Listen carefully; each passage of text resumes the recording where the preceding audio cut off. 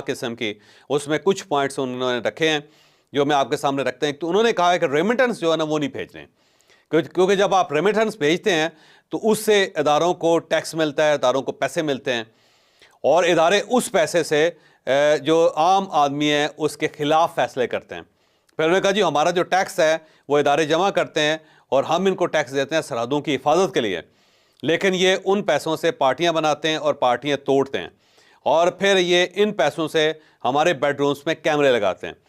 फिर साथ उन्होंने कहा कि गोलियों की तैयारी के साथ अब हम आएंगे। 26 नवंबर को हमें तवक्को नहीं थी कि रियासत हमारे खिलाफ गोलियां चलाएगी, लेकिन अब अगर हमें आना पड़ा तो हम गोलियों के साथ यानी पूरी तैयारी के साथ आएंगे।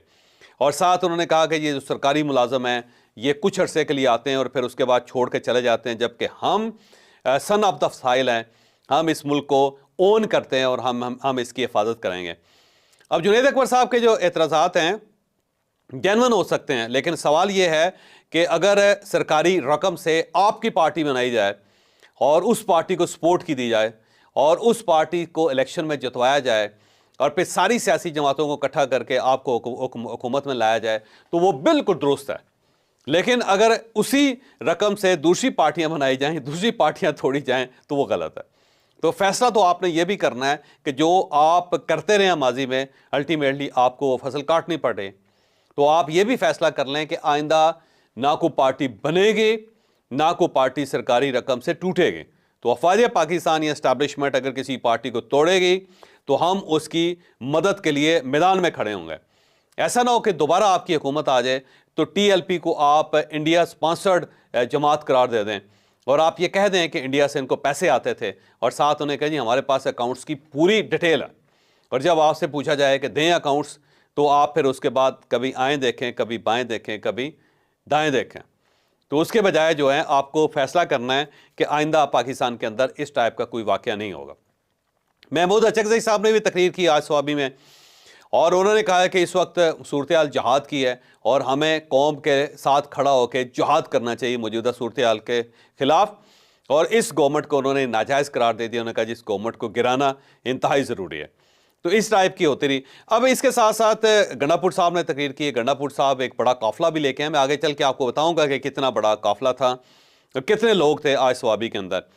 और उन्होंने धमकी दे दी, उन्होंने कहा जी कि रियासत ये ना समझे कि सिर्फ उसके पास हथियार हैं, हमारे पास भी हथियार हैं और अब हम वो हथियार लेकर आएंगे साथ। गंडापुर साहब ने यह भी कह दिया कि जो रियासत लोगों के ऊपर गोली चलाती है या जो हुकूमतें गोली चलाती है हम उसके ऊपर थूकते हैं, और साथ साथ थू थू की आवाज़ें निकाली उन्होंने। अब अजीब सी बात है कि एक रियासत जिसके आप बेनिफिशरी हैं, जिसके आप चीफ मिनिस्टर हैं, उसी रियासत को आप मजमे में खड़े होकर थूकने के काबिल कह रहे हैं या थू थू कर रहे हैं। तो मेरा ख्याल है कि गंडापुर साहब को समझाना ज़रूरी है कि भाई आप हर किस्म की सियासत करें, जो आपका दिल करता है करें, लेकिन खुदारा अगर आप रियासत के ऊपर इस किस्म की बातें करेंगे या रियासत के ऊपर थूकने का ऐलान करेंगे तो अल्टीमेटली क्या होगा, फिर किसी न किसी दिन लोग आपके गिरेबानों तक हाथ अपना पहुंचाएंगे, फिर आपको जवाब देना पड़ेगा। तो मेरा ख्याल है गंडापुर साहब को इस लेवल पे नहीं जाना चाहिए था, और मेरी इंफॉर्मेशन ये है कि गंडापुर साहब को इसके ऊपर बाकायदा लेटर मिलेगा और गंडापुर साहब को बुला के पूछा जाएगा कि जनाब आप करना क्या चाहते हैं। तो इस बार दोबारा गंडापुर साहब को कुछ 4-5-6 घंटे कहीं और गुजारने पड़ेंगे, और जब वो बाहर निकलेंगे तो ठीक ठाक हुए होंगे। मेरा ख्याल है गंडापुर साहब को जब लोग नज़र आते हैं तो फिर वो कंट्रोल में नहीं रहते, आउट ऑफ कंट्रोल हो जाते हैं, और ये आउट ऑफ कंट्रोल होने की निशानी। साथ जुनैद अकबर साहब ने यह भी कहा कि हमें पता है कि कौन भागता है और कब भागता है, यानी कि वो मेरा ख्याल है गंडापुर साहब के बारे में ही कह रहे हैं कि हमें पता है कि वो कब भागते हैं और कौन भागता है और किधर भागते हैं। तो इस चीज़ का भी इजहार उन्होंने कर दिया। अच्छा, साथ साथ एक और ख़बर जो है वो ये है कि KP के जो चीफ सेक्रेटरी हैं उनका नाम है नदीम असलम साहब, उनको बदलने का फ़ैसला कर लिया है। उसकी जगह 3 नाम आ गए हैं। शहाब अली शाह साहब का नाम आया है, शहजाद बंगश साहब का नाम आया है और फ़खर आलम का नाम आया है। इनमें तीनों में से किसी एक को सिलेक्ट करना है वफाकी गवर्नमेंट ने, और वफाकी गवर्नमेंट ने इनमें से किसी एक को चीफ सेक्रेटरी बनाकर खैबर पख्तूनख्वा भेजना है। अब सवाल यह है कि जिस दिन जलसा था उस दिन चीफ सेक्रेटरी साहब को बदलने का फैसला क्यों किया गया। उसके बारे में खबरें यह गर्दिश कर रही हैं कि इन्होंने एक नोटिफिकेशन जारी किया था जिसमें इन्होंने सरकारी मुलाजमीन पर पाबंदी लगा दी थी कि आप में से कोई शख्स जो है वो स्वाबी के जलसे में नहीं जाएगा। तो इस पे जो सूबाई गवर्नमेंट है वो नाराज़ है, और इमरान खान साहब ने उसका ज़्यादा नोटिस लिया है और कहा गया है जी चीफ सेक्रेटरी साहब को फारग करें। इसलिए चीफ सेक्रेटरी साहब के लिए अब नया नाम तजवीज़ किया जा रहा है और नए चीफ सेक्रेटरी साहब जो है मेरा ख्याल है अनकरीब आ जाएंगे। लेकिन सवाल फिर वही है कि क्या नए चीफ सेक्रेटरी साहब अलाउ करेंगे सबको कि जनाब जिसका दिल करता है वो सरकारी और गैर सरकारी या सियासी जलसों के अंदर जाएं और वहाँ पे जाकर रियासत को ललकारना शुरू करते हैं। तो अब नया चीफ सेक्रेटरी जो है उनका भी इम्तिहान है, क्योंकि साथ साथ आईजी साहब का इम्तिहान शुरू हो गया हुआ है और साथ एक नए चीफ सेक्रेटरी साहब आएंगे, उनका भी इम्तिहान शुरू हो जाएगा। आज हम आते हैं उस स्टोरी की तरफ कि क्या सूरत हाल थी। देखें, लाहौर में तो कोई शख्स नहीं निकला। पहली बात तो यह है कि लाहौर की सारी सड़कें जो थी ओपन थी, सिर्फ वहाँ पे क्योंकि मैच हो रहा था तो इसलिए कॉर्डन ऑफ किया हुआ था कज़ाफ़ी स्टेडियम को, उस सारे इलाके को। इसके अलावा पूरे लाहौर के अंदर हर जगह खुली हुई थी, ना कोई कंटेनर लगे थे, ना वहाँ पे पुलिस थे, और इसके बावजूद वहाँ पे कोई जलसा नहीं निकला, कोई जुलूस नहीं निकला, किसी जगह एहतजाज नहीं हुआ। सिर्फ हमाद अज़हर साहब जो हैं वो चंद लोगों को, मतलब 2-3 दर्जन लोगों को लेके निकले हैं और उन्होंने मोटरसाइकिलों के ऊपर झंडे लगाए हुए थे, कुछ गाड़ियों के ऊपर झंडे लगाए हुए थे। तो एक राउंड लगा के वो अपने घर में वापस गए और गायब हो गए। उसके बाद वो किसी जगह नजर है। अलबत्ता आलिया हमजा और सनम जावेद साहिबा जो हैं वो कचहरी गई थी और वहाँ पे उन्होंने नारेबाजी की और वकला के साथ मिलकर उन्होंने नारेबाजी की, लेकिन कोई बहुत ज़्यादा जमे गफ़ीर वहाँ पे भी नहीं था कि हम ये कह सकते हैं कि सारे लाहौर के जो वकला थे वो निकल आए और उन्होंने कहा कि हम इमरान खान के साथ हैं और हम इस गवर्नमेंट को चलता करते हैं। अलबत्ता वहाँ पर नारेबाजी हुई, लेकिन वो नारेबाजी जो थी को बहुत ज़्यादा नहीं थे। हम ये नहीं कह सकते क्योंकि लाहौर उलट दिया इन्होंने, एक महदूद सतह के ऊपर ये एक मामला उठाया गया और बस।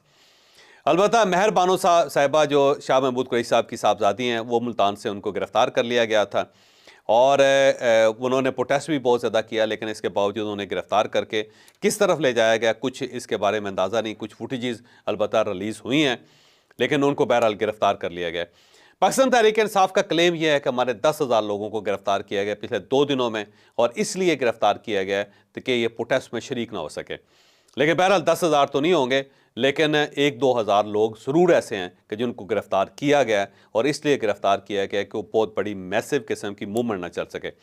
फैसलाबाद के अंदर कोई जलसा नहीं हुआ और अगर हुए हैं तो बहुत महदूद पैमाने पर, छोटे से, जबकि फैसलाबाद के अंदर सबसे ज़्यादा जो अक्सरियत है वो पाकिस्तान तहरीक इंसाफ की है। 15 के करीब MPA और MNAs है, तो वहाँ पे कम अज़ कम इनको एक बड़ा जलसा करना चाहिए था, लेकिन फैसलाबाद के अंदर भी कोई बहुत बड़ा जलसा नहीं हो सका, कोई एहतजाज नहीं हो सका। सियालकोट के अंदर भी कोई बड़ा एहतजाज नहीं हुआ कि जिसकी बुनियाद पर हम ये कह सकें कि शहर को उलट दिया गया है। अलबत्ता स्वाबी के अंदर बड़ा जलसा किया पाकिस्तान तहरीक इंसाफ ने, और ये वो जलसा जिसके बारे में मैं कहता था कि वहाँ पे ठीक ठाक किस्म का जलसा होगा, तो वाकई वहाँ पे जलसा हुआ है। और मेरा ज़ाती ख्याल ये है कि लाख से ज़्यादा लोग वहाँ पे थे और लोग इस वक्त भी, जब हमारे ये वीलॉग चल रहा है, इस वक्त भी वहाँ पे इतने लोग मौजूद हैं। क्राउड बड़ा चार्ज है और साथ साथ वो नारेबाजी भी कर रहा है और साथ ये भी कह रहा है कि जनाब अगर आप हमें इजाज़त दें तो हम डी चौक पहुँचेंगे और वहाँ पे इस मरतबा हम अपनी जो असला है वो भी लेके जाएंगे और वहाँ पे गवर्नमेंट का जो जबर है उसका भी मुकाबला करेंगे। स्वाबी के अंदर जलसा कामयाब हो गया, यही तवक्को थी कि स्वाबी का जलसा कामयाब होगा, लेकिन इसके अलावा जो है पाकिस्तान में किसी जगह जलसा नहीं हुआ। ना कराची सिंध के अंदर तो किसी जगह आपको नज़र नहीं आता, इसके साथ बलूचिस्तान के अंदर आपको किसी जगह जलसा नज़र नहीं आता। पंजाब जो है वो मुकम्मल तौर पर ऐसा लगता है कि पाकिस्तान तहरीक इंसाफ के कंट्रोल से निकल गया है। वहाँ पे पाकिस्तान तहरीक इंसाफ कोई डेंट नहीं डाल सकी। सिर्फ खैबर पख्तूनख्वा के अंदर, स्वाबी के अंदर, और जितनी तकरीरें की गई हैं बड़ी खौफनाक तकरीरें हुई हैं और उनमें कुछ ऐसे पॉइंट भी उठाए गए हैं जो मेरा नहीं ख्याल कि नेशनल लेवल की पार्टी को उठाने चाहिए थे। बहरहाल एक शो था जो हुआ और ख़त्म हो गया,